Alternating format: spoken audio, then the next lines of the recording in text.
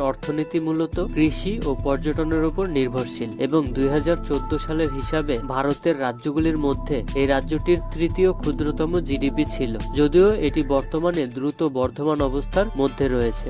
সিকিম ভারতের বৃহত্তম এলাচ উৎপাদক রাজ্য এবং গুয়াতেমালার পর এটি বিশ্বের দ্বিতীয় বৃহত্তম এলাচ উৎপাদক।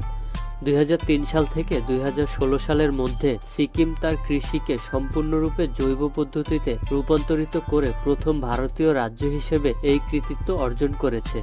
এটি ভারতের সবচেয়ে পরিবেশগতভাবে সচেতন রাজ্য, যার ফলে প্লাস্টিকের পানির বোতল এবং স্টাইরোফোম ইত্যাদি পণ্য এখানে নিষিদ্ধ।